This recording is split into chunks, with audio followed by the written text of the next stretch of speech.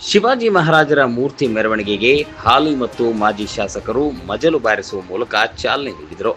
ಬೆಳಗಾವಿ ಜಿಲ್ಲೆ ರಾಮದುರ್ಗ ಪಟ್ಟಣದ ಐತಿಹಾಸಿಕ ಕೋಟೆಯಲ್ಲಿರುವ ಶ್ರೀ ಗಜಾನನ ದೇವಸ್ಥಾನದ ಆವರಣದಲ್ಲಿ ಛತ್ರಪತಿ ಶಿವಾಜಿ ಮಹಾರಾಜರ ಜಯಂತಿಯ ನಿಮಿತ್ತ ಶಿವಾಜಿ ಮಹಾರಾಜರ ಮೂರ್ತಿಯ ಮೆರವಣಿಗೆಗೆ ಮಾಜಿ ಹಾಗೂ ಹಾಲಿ ಶಾಸಕರು ಕರಡಿ ಮಜಲು ಬಾರಿಸುವ ಮೂಲಕ ಚಾಲನೆ ನೀಡಿದರು. ಛತ್ರಪತಿ ಶಿವಾಜಿ ಮಹಾರಾಜರ ಮೆರವಣಿಗೆಗೆ ಪೂಜೆ ಮತ್ತು ಮಾಲಾರ್ಪಣೆ ಮಾಡಿ ಕೋರ್ಟ್ ಆವರಣದಿಂದ ಹೊರಟ ಮೆರವಣಿಗೆಯು ಶಿವಾಜಿ ವೃತ್ತ, ಹುತಾತ್ಮ ವೃತ್ತ, ಪ್ರಮುಖ ಬೀದಿಗಳಲ್ಲಿ ಸಂಚರಿಸಿ ಬಂದಾಗ ಆರತಿ ಬೆಳಗಿ ಪೂಜೆಯನ್ನು ಸಲ್ಲಿಸಿದರು.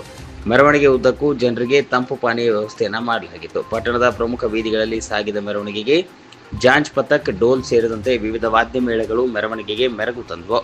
ಈ ಸಂದರ್ಭದಲ್ಲಿ ಶಾಸಕ ಅಶೋಕ್ ಪಟ್ಟಣ್ ಮತ್ತು ಮಾಜಿ ಶಾಸಕ ಮಹದೇವಪ್ಪ ಯಾದವಾಡ್ ಮಾತನಾಡಿ ನಾಡಿನ ಎಲ್ಲ ಜನತೆಗೆ ಶುಭಾಶಯಗಳನ್ನು ಕೋರಿ ಮೆರವಣಿಗೆಯಲ್ಲಿ ಭಾಗಿಯಾದರು.